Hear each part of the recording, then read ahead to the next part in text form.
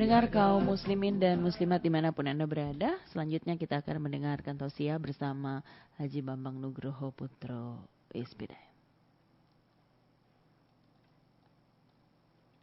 Bismillahirrahmanirrahim. Assalamualaikum warahmatullahi wabarakatuh.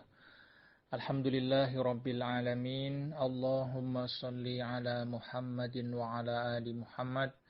Wa qala Allah ta'ala fil Qur'anil Karim. A'udzu billahi minasy syaithanir rajim. Bismillahirrahmanirrahim. Wa idza sa'alaka ibadi anni fa inni qarib. Ujibu da'watad da'i idza da'an. Falyastajibu li wal yu'minu bi la'allahum yarshudun. Shadaqallahul adzim. Para pemirsa dan kaum muslimin dimanapun berada yang insyaallah dirahmati oleh Allah Ta'ala. Alhamdulillah, hari ini kita bisa melanjutkan kajian kita. Saya berdoa kepada Allah, mudah-mudahan Bapak Ibu dan kaum muslimin semuanya diberi kesehatan oleh Allah, diberi kemudahan oleh Allah, Allah berikan rezeki yang halal, yang baik dan barokah, keluarga yang sakinah, mawaddah, warahmah dengan putra-putri serta keturunan yang soleh dan solehah.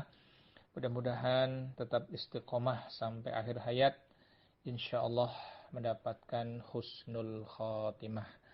Amin ya rabbal alamin.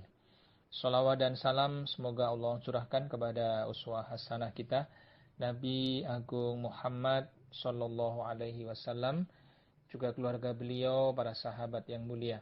Mudah-mudahan Allah curahkan kepada siapa saja yang terus berusaha untuk menghidupkan sunnah Rasulullah sallallahu alaihi wasallam.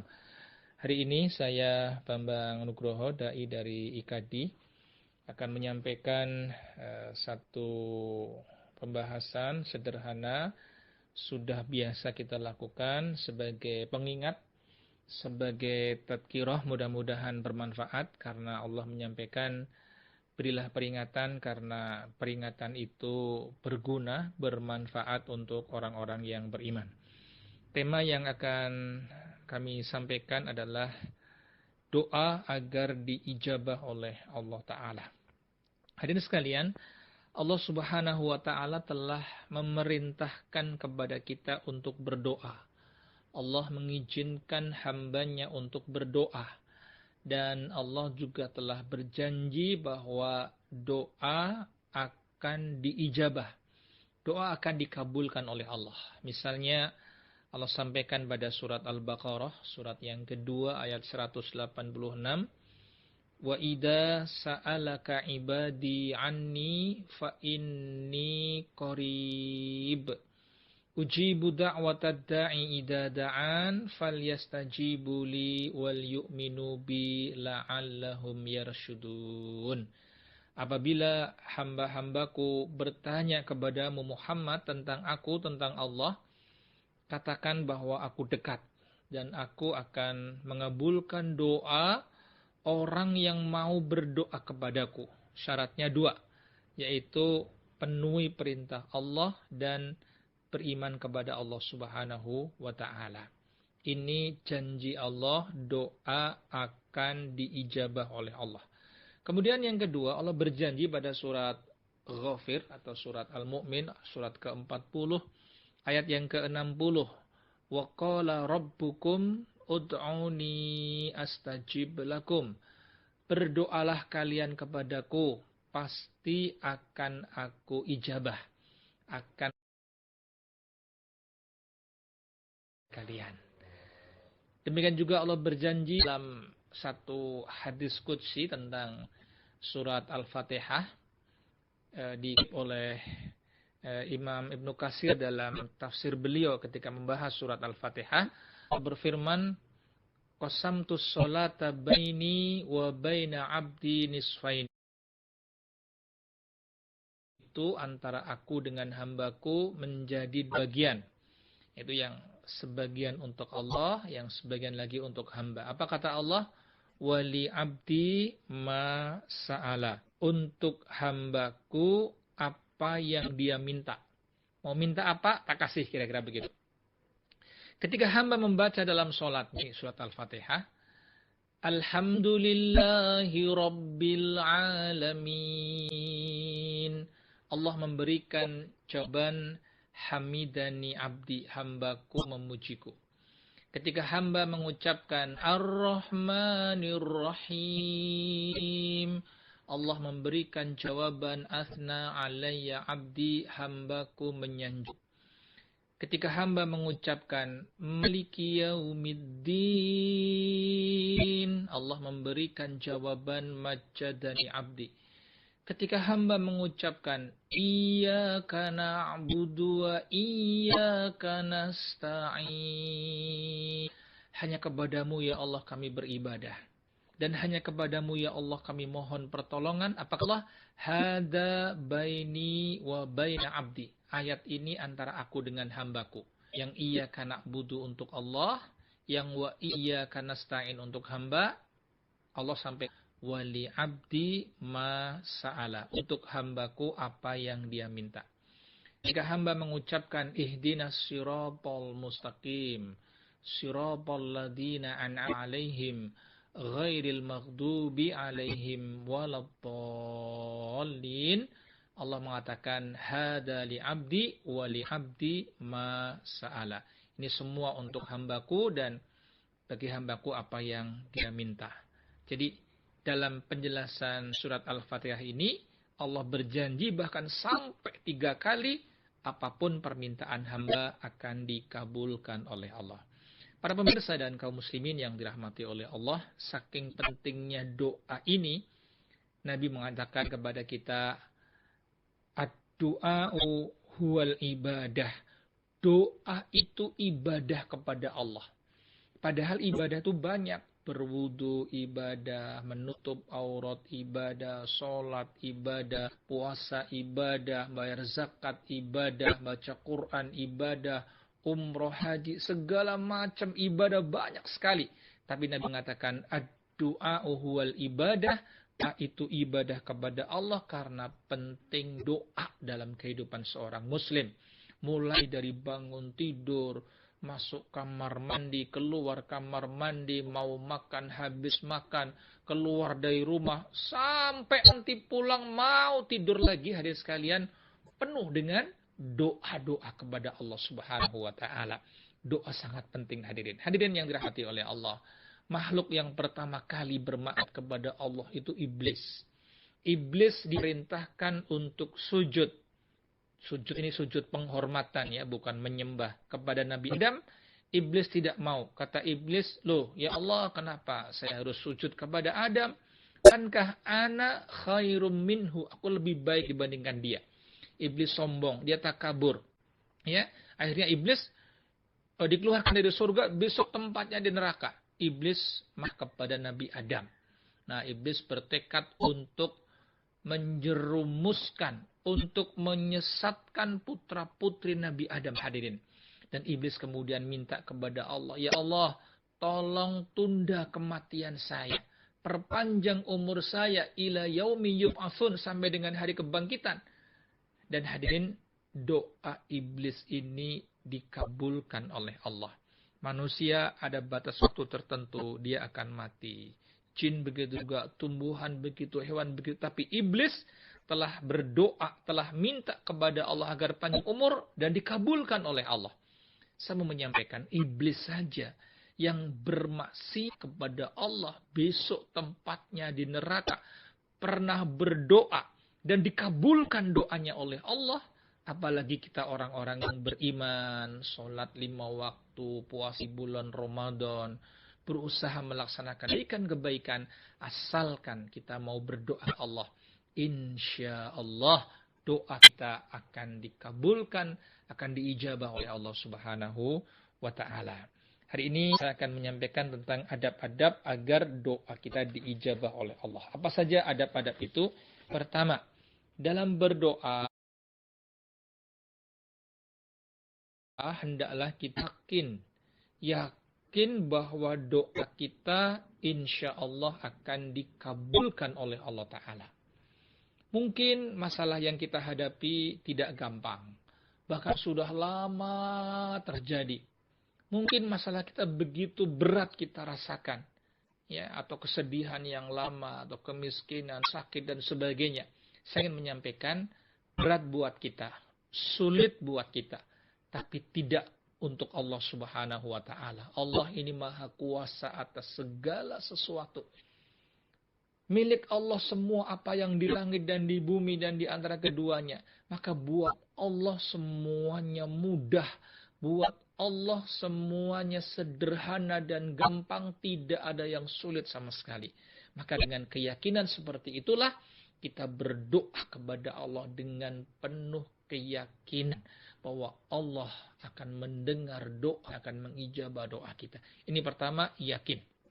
Yang kedua, hadirin sekalian, di dalam kita berdoa kepada Allah, hendaklah kita khusyuk dalam berdoa. Ya, khusyuk itu menghadirkan hati.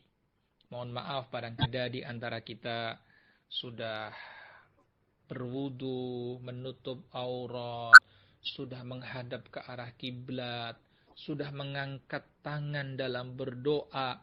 Bahasa kita sudah umi-umi doa kepada Allah, tapi ketika berdoa, jangan-jangan pikiran kita masih kemana-mana. Belum konsentrasi. Enggak match antara doa kita dengan hati kita. Ini kita belum khusyuk, hadirin. Maka khusyuk penting banget di dalam berdoa agar dikabulkan oleh Allah Subhanahu wa taala. Jadi sekalian, di antara contoh orang yang yakin sekaligus khusyuk dalam berdoa kepada Allah adalah Nabi Zakaria as-salam. Beliau nabi yang utama dari kalangan Israel. Ujian untuk beliau banyak. Nah, ujian untuk beliau adalah sampai lanjut usia. Dalam pernikahan dengan istrinya belum diberi momongan. Belum diberi anak oleh Allah Subhanahu wa taala. Sampai suatu hari beliau terinspirasi muridnya. Seorang perempuan yang masih kecil namanya Maryam. Ini kelak jadi ibu Nabi Isa. Ketika Nabi Zakaria datang ke tempat Maryam, beliau mendapatkan hidangan suguhan istimewa. Kata para ulama, hidangannya ini buah-buahan di luar musim. Misal bukan musim rambutan, dikasih suguhan rambutan segar. Bukan musim mangga, dikasih mangga segar. Kata Nabi Zakaria, wahai Maryam, anna laki hada. Ya Maryam, dari mana ini semua? Kata Maryam, wahai guru, wahai paman, wahai nabi, min indillah, innallaha yarzuqu man yasha'u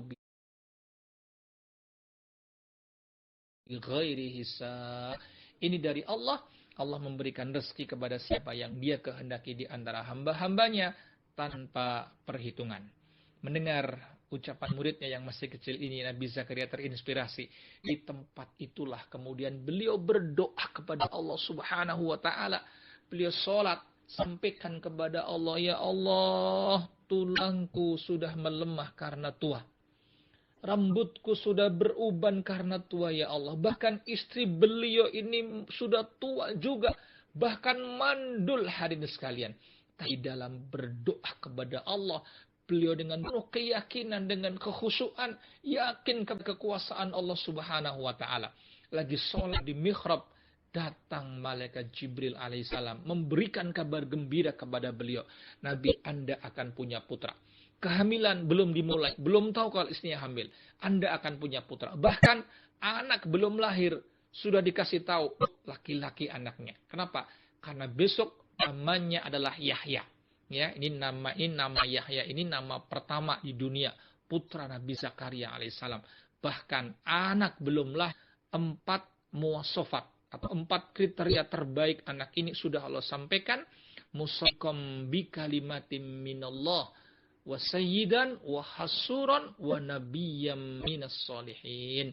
Yang pertama membenarkan kalimat-kalimat Allah. Yang kedua, anak nanti menjadi seorang sayyid, seorang yang utama.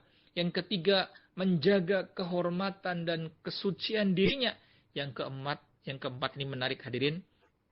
Kata Allah, anak nanti wa nabiyyam minas solihin, menjadi seorang nabi yang soleh. Bayangkan, nabi yang soleh berarti pendidikan anak sudah selesai sebelum kelahirannya. Inilah hadirin yang dirahmati oleh Allah Ta'ala. Bagaimana dalam berdoa kita harus yakin, khusyuk mencontoh Nabiullah Zakaria alaihi salam. Yang ketiga di antara ada berdoa agar doa kita diijabah oleh Allah adalah dengan memperbanyak istighfar dan taubat kepada Allah Subhanahu wa Ta'ala. Ini dikisahkan Allah menyampaikan dalam surat Hud surat ke-11 ayat yang ke-61. Fastaghfiruhu summa tubu ilaih inna rabbi qaribum mujib. Beristighfarlah kalian ke Allah, kemudian bertaubatlah kepadanya. Istighfar diiringi dengan taubat, apa kata Allah? Sungguhlah Rabbku itu dekat rahmatnya dan akan mengabulkan doa-doa. Masya Allah. Yang kepingin doanya dikabulkan oleh Allah, jangan lupa untuk memperbanyak istighfar dan taubat Allah Subhanahu wa Ta'ala. Dikisahkan ada seorang ulama besar namanya Imam Ahmad bin Hanbal rahimahullah. Beliau ulama besar, sangat terkenal. Cuman waktu itu belum ada kamera, belum ada sosial media. Meskipun terkenal, kalau belum pernah ketemu dengan beliau, orang belum tahu wajah beliau. Suatu hari, beliau sudah sepuh, sudah lanjut usia, ingin berangkat, kerentek hatinya ingin datang ke sebuah kota di Irak. Berangkatlah Imam Ahmad. Sampai di sana sudah malam. Hotel nggak ada. Imam Ahmad kemudian di masjid, habis isya, beliau kemudian mau istirahat di dalam masjid itu. Takmir masjid atau terkenal dengan marbot istilahnya. Biasa seperti sekarang ini mungkin kipas angin dimatikan, AC dimatikan, sound system dimatikan. Kalau ada jendela yang terbuka barangkali ditutup, lampu dimatikan, terakhir takmir akan pulang. Dilihat ada orang tua di situ. Takmir mengatakan, ya Syekh, ini panggilan untuk orang tua. Ada apa di sini Syekh? Kata Imam Ahmad, saya musafir, saya kemalaman. Saya minta izin ini untuk tidur di sini. Kata orang tadi, takmir, oh Syekh, mohon maaf Syekh. Tidak boleh tidur di sini. Akhirnya Imam Ahmad keluar di teras masjid, masih ada terasnya. Beliau mau istirahat di situ. Takmir juga akan pulang. Dilihat lagi Imam Ahmad di situ. Ini nggak kenal siapa Imam Ahmad. Syekh, mohon maaf, Syekh boleh tidur di sini. Bahkan Imam Ahmad didorong-dorong hadis kalian. Ini Imam Ahmad orangnya tawadhu, rendah hati. Beliau tidak mengenalkan kepada orang ini. Mas, kamu kenal nggak dengan saya siapa?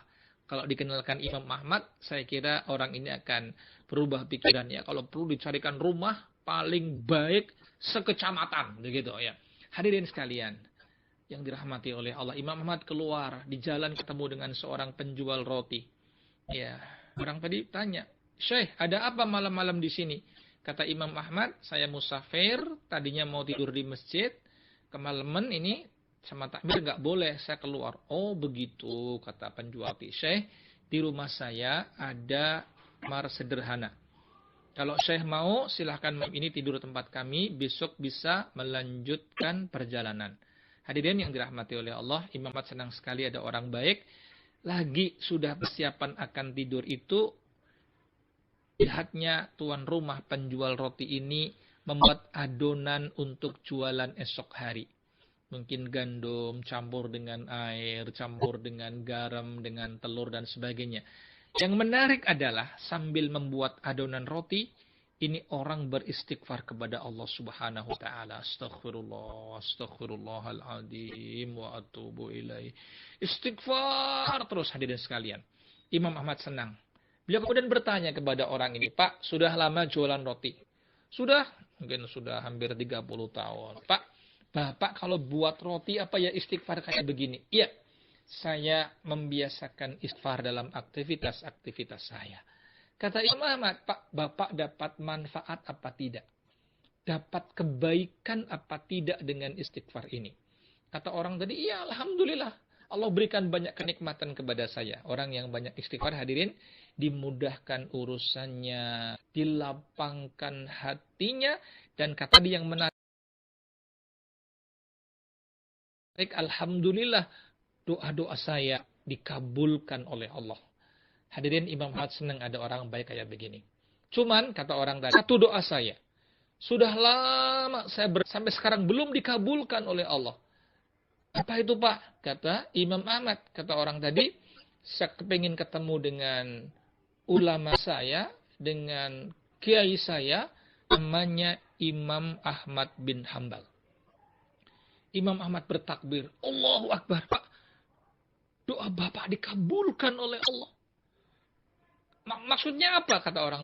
Saya Al-Fakir Ahmad bin Hambal. Hadirin yang dirahmati oleh Allah. Imam Ahmad kaget, hadirin, ya. Biasanya kan ada orang biasa kepengen ketemu sama ulama besar ini kan datang ke tempat yang bersangkutan, ke tempat ini enggak. Imam Ahmad tiba-tiba kepingin berangkat ke Irak. Bahasa kita kebetulan kemalaman, kebetulan ketemu dengan takmir masjid yang sangat disiplin dengan peraturan, enggak boleh tidur di masjid, bertepatan dengan ketemu dengan penjual roti, hanya cara Allah untuk mengabulkan doa orang yang banyak istighfar kepada Allah Subhanahu wa taala. Maka saya mengingatkan kepada kita semuanya yang kepingin doanya dikabulkan oleh Allah, mari kita perbanyak istighfar dan tobat kepada Allah. Mudah-mudahan bermanfaat. Assalamualaikum warahmatullahi wabarakatuh.